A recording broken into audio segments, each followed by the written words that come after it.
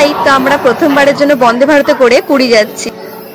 সকাল 6:10 নাগাদ হাওড়া স্টেশন থেকে এই ট্রেনটি ছাড়ে এবং পুরী স্টেশনে 12:30 নাগাদ করে ট্রেনটি পৌঁছে যায়।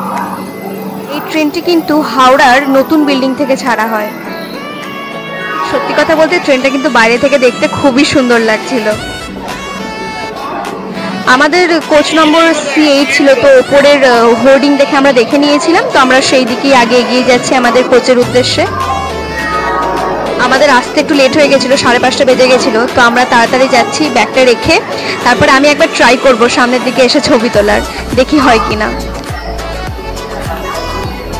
এই তো আমাদের কোচ চলে এসছে, এবার আমরা লাগেজগুলো বাঙ্কারে তুলে দিই।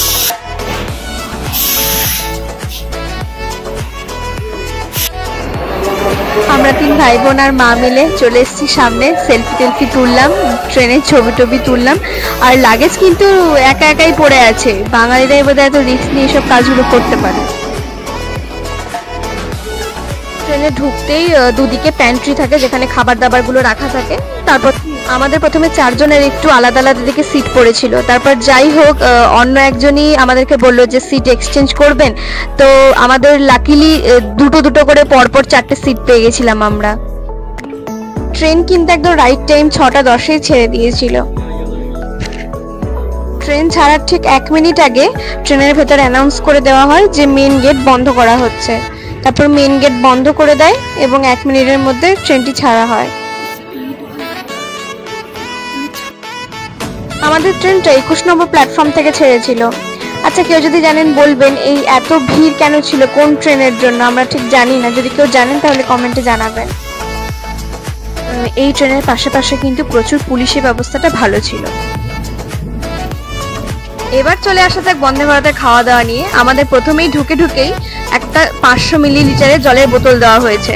তারপর 8 ঘন্টার ভেতরেই আমাদের কফি বা চা যেটা যে চাইবে সেটা নিতে পারবে। 1 কাপ করে গরম জল, একটা টি ব্যাগ, আর গুঁড়ো দুধটা ছোট ছোট প্যাকেটেই থাকবে, সেটা যে যার মন মতো নিয়ে নিতে পারবে। একটা চামচ দেওয়া থাকে স্টিয়ার করবার জন্য, আর একটা ইউনিবিকের কুকি দেওয়া থাকে। এটা হয়ে গেল সকালের ব্রেকফাস্ট। এখনো আছে ব্রেকফাস্ট, সেটা আমাদেরকে 8:30 নাগাদ দেওয়া হয়েছিল। আচ্ছা, চাইলে কেউ এই ব্রেকফাস্ট এগুলো স্কিপও করতে পারে। যদি কেউ স্কিপ করে তাহলে 200 রুপিস ওটা থেকে মানে আমাদের ফেয়ার থেকে ডিডাক্ট করে নেওয়া হবে প্রথমেই, যখন আপনারা অনলাইনে বুকিং করবেন। ফুড আর উইদাউট ফুড আপনারা যেটা চয়েসে নিতে পারবেন, আর ফুড নিলে 200 রুপিস বেশি লাগবে। আপনারা যদি ফুড নেন তাহলে ভাড়া পড়ছে হচ্ছে 1450, আর ফুড না নিলে সেটা থেকে 200 ডিডাক্ট হয়ে যাবে। সেটা আপনাদেরকে প্রথমেই চুজ করে নিতে হবে। আর ভেজ নন ভেজের অপশন থাকে, আপনারা যেটা চাইবেন সেটা আপনারা চুজ করতে পারবেন।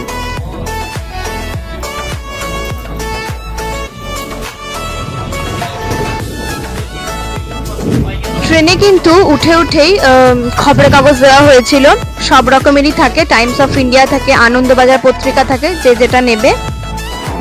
আচ্ছা, তো ভেতরে ঢোকার জন্য এরকম বটন প্রেস করা অটোমেটিক ডোর থাকে, আর দুই দিকে বাথরুম দু রকমের থাকে, একদিকে ওয়েস্টার্ন থাকে আর একদিকে ইন্ডিয়ান প্যাটার্নের বাথরুম থাকে। ঠিক এইভাবে অটোমেটিকলি ডোরটা ক্লোজ হয়ে যায়। আর এটা হচ্ছে মেন দরজা, যেটা লকই থাকে।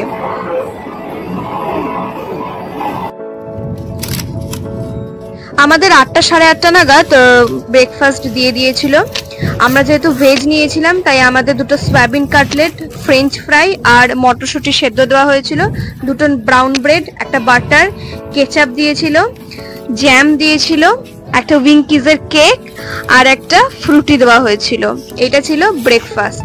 আর সাথে গোলমরিচের গুঁড়ো আর সল্টও দেওয়া থাকে, সেটা স্যাশেতে দেওয়া থাকে, যাদের যেমন ইচ্ছা তারা নিয়ে নিতে পারে। পুরী যাওয়ার এই ট্রেনটা সকাল 6:10 থেকে 12:30-র মধ্যে পৌঁছে যায়। তো সেহেতু এই ট্রেন জার্নিতে শুধুমাত্র ব্রেকফাস্টই ইনক্লুডেড থাকে। আর পুরী থেকে যখন আমরা হাওড়া ফিরছি, যেটা 1:50 নাগাদ করে পুরী স্টেশন থেকে ছাড়া হয়, সেই জার্নিটায় আপনারা লাঞ্চটা পাবেন। হাওড়া থেকে ছাড়বার পরে একবারে স্টেশনটা খড়গপুরে গিয়ে থামে।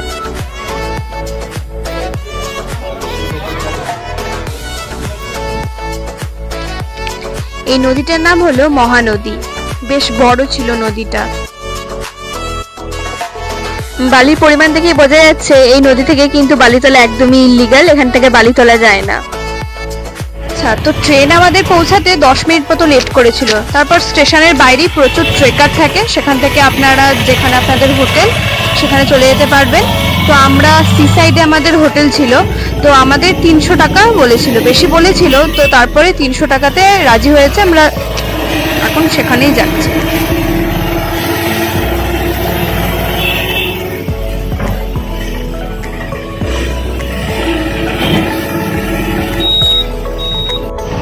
এই যে যখনই অনেক বছর পর পর পুরী যাই, ঠিক এই দৃশ্যটা এত দেখতে ভালো লাগে, মানে চোখে অনেক বছর পর যখন সমুদ্র দেখি, আর এই সিনটা সব থেকে বেটার লাগে দেখতে আমার।